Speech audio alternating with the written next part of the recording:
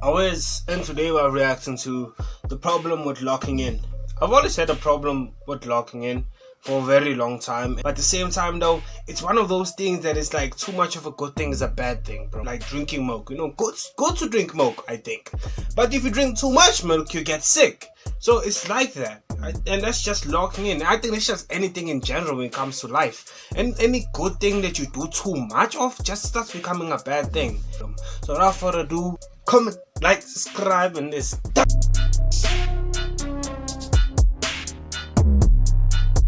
Someone sent me this amazing TikTok trend going on right now called the Great Lock-In. People are saying enough is enough, it's time to lock in. I'm always dumping on TikTok, but then I see something like this and comments like these, like this time it's personal, and I just can't stop cheesing. Like, I love it. It's good that people are choosing focus, especially now when it's never been easier to just Can I see moron something, guys? on Can I max. see something? This has been happening, and I don't even understand why. Ooh, isn't that weird though? My Wi-Fi, guys. Here's my problem with my Wi-Fi, right? At certain times, it's at its highest, and it's at certain times it's just being dog-ish, bro. You'll see that that's 720p, but it's still buffering. Like how? Let's see. Maybe we'll And stop. look, without locking Maybe we'll in, stop. I'd still be fat, sad all the time, Wow, prove me wrong. and this YouTube channel wouldn't exist. But there's a bit of a dark side that comes with this locking in mindset that I haven't really seen talked about. So lock in with me for the next couple of minutes and let's talk about it. So first things first, we got to ask, why is this even a trend? And that's because we live in a time where so many people are not happy with their circumstances. When I first decided time to lock in, it was because I became aware that, yeah, it's easy to live life just bouncing from distraction to distraction, but it's also miserable and making me a fat, depressed loser. This idea of locking in has been around forever. You know, putting your head down, cutting out noise, and focusing, that's a requirement of success, but it's no longer like a basic human ability that you spawn in with. So understandably, people right now more than ever want to focus and get more out of life, tune out these ridiculous distractions that we're surrounded by. And that happens by swapping out short-term gratification for more long-term gratification, and that's what discipline. I'm not gonna lie to you though. I do understand what he's trying to say. In my opinion, when it comes to locking in, the reason I locked in was just because of financial situations. It was like, nah, dog, we cannot, nah. So that's my reason for locking in, and you can have any other reason. I think his reason was just because he realized he was lazy and was getting fat, and he was like, I don't want that life. You know what I'm saying? Which, hey, bro, whatever is your reason to lock in, it's still a valuable reason because you're locking in. Sounds weird when I say it, but yeah. That's how Why I does it sound personally weird? would define locking in. And this is something I want to be clear is mad important to me. I mean, a lot of this channel is basically my ass slowly figuring out how important these things are. But as someone who's been locked, who's winter arced, there are mind games that you got to be careful not to fall into when you decide, all right, it's time to fix my situation. At the root of locking in is basically admitting my life now kind of sucks. And if I cut off everyone and sacrifice my current kind of shitty life for a better one in the future, it'll all be worth it. And that's weirdly kind of a comfortable feeling. And I know this because I've gone through this exact process more than once. It sounds great on paper and there is truth to it, but it ignores one fact, which is that right now, you already have one of the biggest gifts that life has to offer. You know, maybe you don't have the Bugatti with the sparkling water.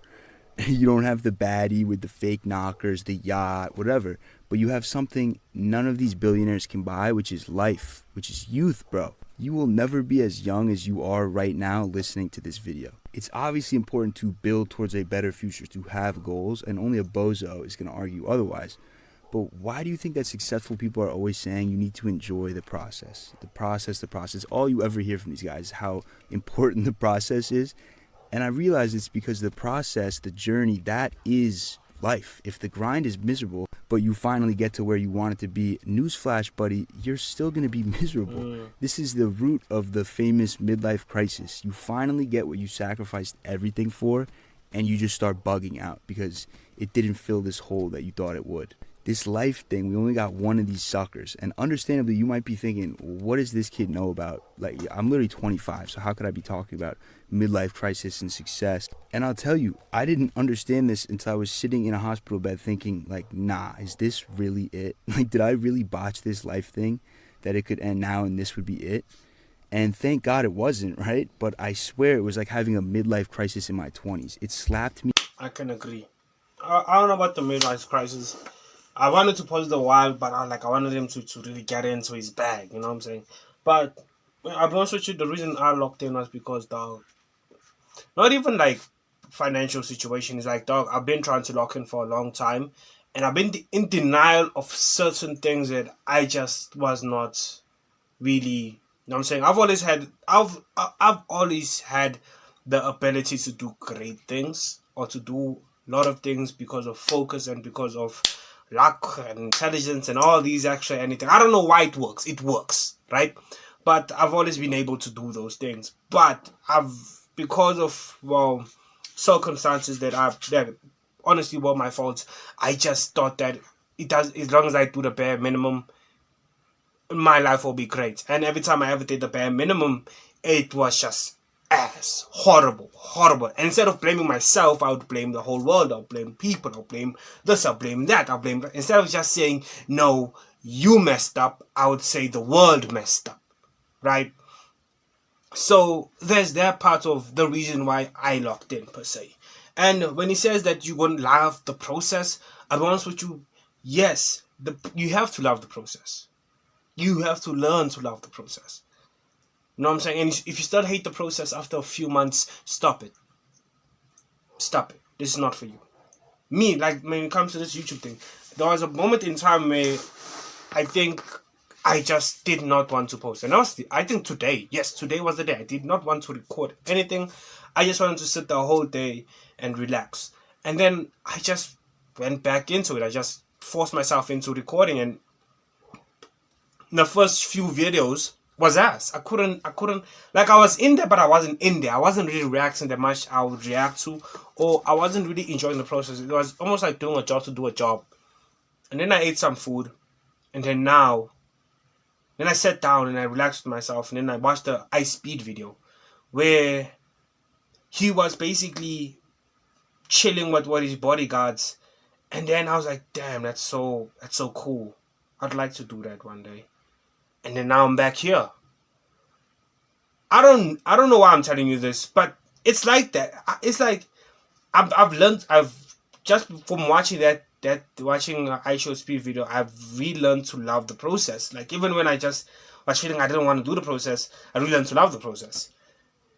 Does this has anything to do with this video? I don't know. Am I yapping? Probably. Let's just carry on with the video then. In the face that every single day is a gift. It's like, what would you do today and this week if you learned you only had 6 months left to live? What would you want to experience? Who would you be chilling with? Who would you not be chilling with? That future that you're betting on might not even exist. Tomorrow, fucking Grok could hack all our phones and cause some type of freaky anime apocalypse, and all of a sudden it's The Walking Dead and it's clipped for all of us. You know, if that happens, I'd hope that I didn't take my limited time for granted. The present moment, no matter how much it might suck, is where life happens. Every anxious thought that I've ever had has stemmed from straight paranoia about the future or tweaking about something that I did wrong in the past. So another example of this, like, the first step of any good lock-in is usually physical, because anyone can start with that physical goal of just getting in the best shape that you can.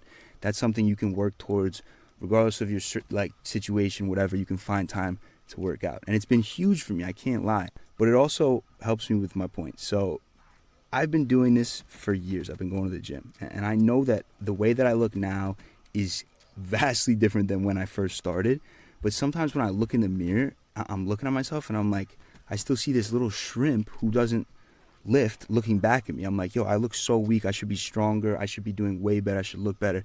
And I get this is kind of a douchebag example, but this line of thought, it can follow you out of the gym too. And it happens when you lock in. Like, when you have this mindset of, you don't have enough right now, I will never be satisfied, I need to be more locked in.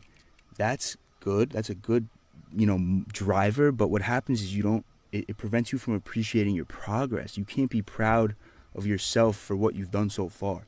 And that's whack. I'm not trying to live like that. I've come mad far from where I was, and the chances are you have too. And I'm not saying you should feel sorry for yourself, But how are you supposed to appreciate what you have in life when you're constantly comparing yourself to others and telling yourself you're a bozo and you need to do better, you need to be more locked, you need to be improving more? And this is something I still, struggle with from time to time.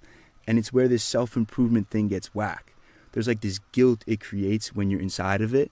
Because it's like when I look back, when I truly needed to lock in the most was when I was in college, waking up ripping Jeebs and playing Fortnite. But then I somehow had less guilt. Some guilt then would have been nice actually, but I somehow had less guilt than I do when I'm constantly trying to improve, constantly trying to optimize. I keep catching myself in this trap where it's like everything needs to be optimized. Every second of the day, my time, I gotta be working out twice, eating clean, optimize.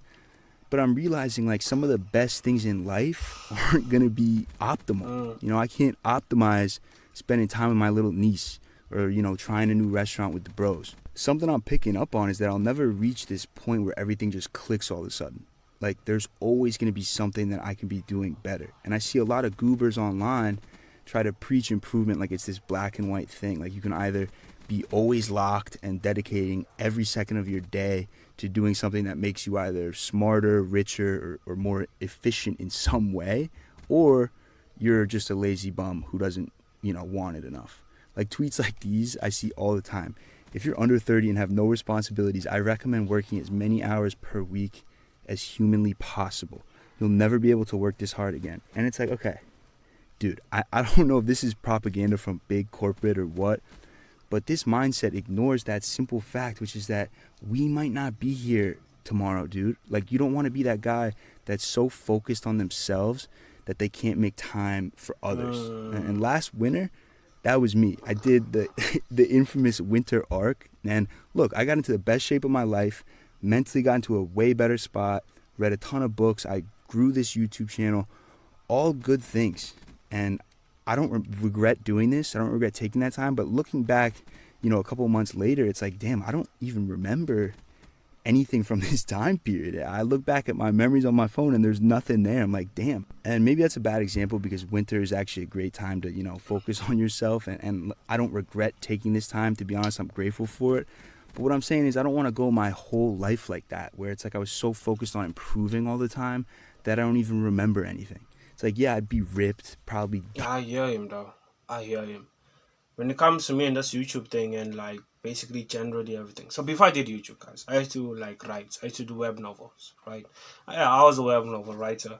I wasn't really that good because I was basically a slow ass web novel writer. And I was easily distracted by YouTube every single time because I used to try to basically balance the two between doing YouTube and doing web novel writing. And eventually I realized that, I need to choose one. But in that time period where I was basically web noveling and doing YouTube or just web noveling alone, I pushed away so many people, believing that, well, they'll understand after 3 months, because that's how we usually take. It took about 3 months to finish an actual book. And I never really did finish a book because I was always lazy, I was always procrastinating, I was always reading a new book, I was always research, all this extra BS that honestly was not even like necessary at the time. And even till now, I still read books. That's because I just like reading books. But more of the stories that like I was in my winter arc so many times and for so long that I pushed so many people away. I did not have a girlfriend. I did not do anything. Thankfully, I still have friends. I still have a family. But yeah, besides that, I missed out on so many opportunities, believing that, I just need to wait a few months and then I'll get my money and be right. So locking in is great, but there's a level of delusion that comes to it that you should be very careful of. And for you to lock in and not see your family, not see your friends and all those things is very unrealistic, and it's the worst feeling ever. It is. It's really the worst feeling ever. Usually, you know me, this is not the type of tone I would keep with y'all, but I'm very serious about this. Just don't do it. Really don't do it. Let's carry on. I'm smart, rich, but with no memories, like no new stories to laugh at, no new relationships. That sounds whack to me. Productivity is great, but so is making new memories, trying new things, putting yourself in new situations that might not fit that definition of locked in. Like, when was the last time you had a day off and you just went to like a new area, walked around, because you never been there before? Not because you had some like objective, but just to experience something new. Back in the day, I know I would never do that just because I'd be like, this is such a waste of time. But it's important to like experience things that they're not going to be optimal. Like, without experiencing what life has to offer, how are you supposed to figure out what you truly want out of life? Like, how do you reach your full potential if you haven't even seen all the possibilities that are out there for you? In a way, I think locking in can be used as an excuse to not try new things. And that actually might be worse than not locking in at all, because you're not living, but you're also not really making progress towards what you want out of life, because you don't know what you want out of life, if that makes any sense.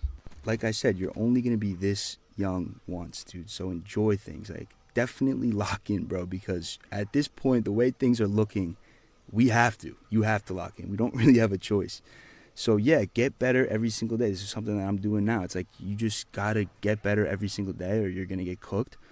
But only you know what that is. Only you know what you need to do to get better. Your lock-in is not going to be the same as mine. It's not going to be the same as some guru online who says you got to be cold plunging and day trading Ethereum at 5 in the morning, right? But if there's anything that I want someone to get from this video, it's that enjoy what you have right now. Improve, but also be grateful, right? You don't want to be the miserable who can just never appreciate what they do have. That guy who sits down at the beautiful restaurant and is like, damn, it would have been way nicer. This is nice, but it would have been nicer if they gave us that table, or, you know, if the sun was out today. Like, even if you really think that you don't have shit right now, you're going to look back at this time one day and you're going to be like, damn, like, I miss being that young. I miss the stupid shit that I took for granted that I used to do with my friends. So it's a balance, dude, just like everything else in life. You know, Aristotle wasn't lying when he said it's all about balance, or whatever he said. I don't think it was that. You know, I've been reading a lot of old ass books recently. Something I realized is, like, this is the same game that they were playing thousands of years ago. You know, maybe they didn't have PS5s and LinkedIn and stupid shit like that, but they were dealing with a lot of the same dilemmas, dude. So yeah, I'm gonna stop yapping, but just lock in, but don't take things for granted. That's really it. Let me know what you guys think if you're part of this. Good video, good freaking video. Yeah, and I think that's the main point of what I was really like trying to break down a lot of times. It's just like, you gotta really be in moderation with this thing.